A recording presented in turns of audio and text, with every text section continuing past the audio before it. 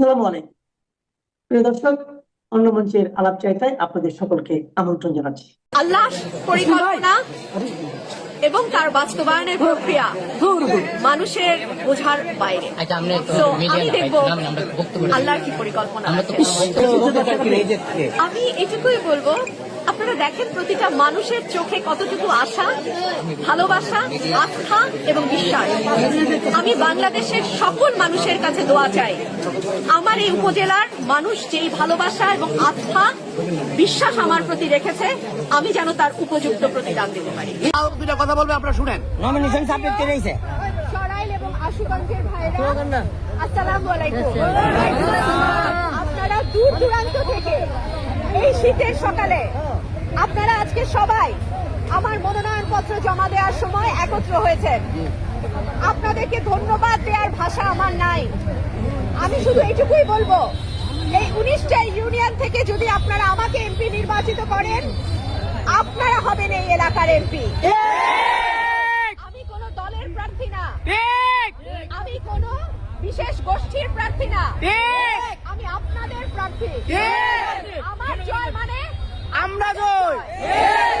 আপনারা আমাকে যা বলবেন, যেভাবে কাজ করতে বলবেন, আমি যদি নির্বাচিত হই ইনশাআল্লাহ সেইভাবেই আমি কাজ করব। বাংলাদেশের অবহেলিত দুটো উপজেলা হলো এই সরাইল এবং আশুগঞ্জ। আপনারা তো কোনোদিন ভোট দিতে ভুল করেন নাই, এমনকি 18 সালে যখন সকল ভোট গেছে, তখনও তো আপনারা এখান থেকে উকিল আব্দুল সাত্তারকে ভোট দিয়ে বিজয়ী করেছিলেন। তাহলে আমার প্রশ্ন, সরাইল আশুগঞ্জের আজকে এই বেহাল দশা কেন? সরাইল আশুগঞ্জের মানুষ তার ন্যায্য পাওনা কেন বুঝে পাইল না?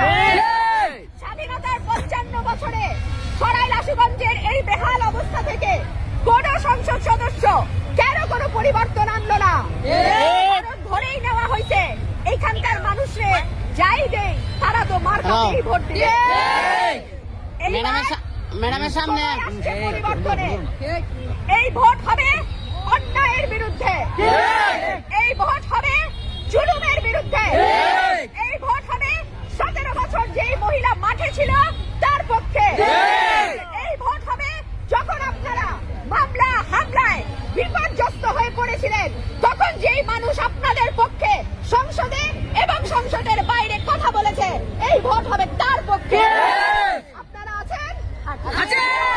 আপনারা যদি আমার সঙ্গে থাকেন, ইনশাআল্লাহ আল্লাহর রহমতে এই সরাইল আশুগঞ্জকে আমি একটা নতুন চেহারা দেব ইনশাআল্লাহ। আশুগঞ্জের মাঠে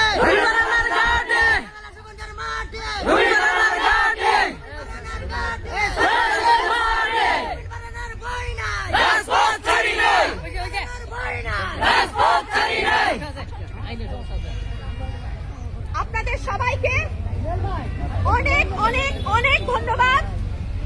আপনারা আমার সঙ্গে ছিলেন, আপনাদের সাহায্য, সহযোগিতা, সমর্থন, ভালোবাসা এবং দোয়ায় আজকে আমি এতদূর আসছি। আপনাদের চোখে আমি যে ভালোবাসা, আস্থা এবং বিশ্বাস দেখি, আল্লাহ যেন আমাকে তার মর্যাদা দেওয়ার তৌফিক দেয়।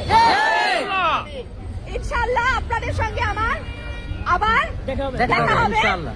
আজকে আমরা মনোনয়নটা জমা দিলাম, আজকে আমরা একটু বিশ্রাম নেব, কয়েকটা দিন অতিরিক্ত পরিশ্রম। আপনারা যেই মার্কা চান সেই মার্কাই আমার।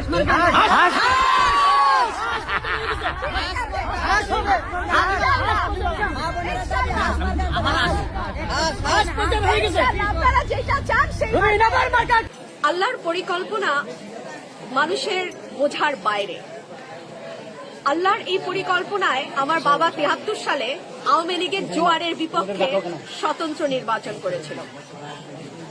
রব্বুল আলামিনের কি অদ্ভুত পরিকল্পনা, 2026-এ এসে ধানের শীষের জোয়ারের বিপক্ষে আমাকে স্বতন্ত্র লড়াই হাত শেষ করে দিয়েছে।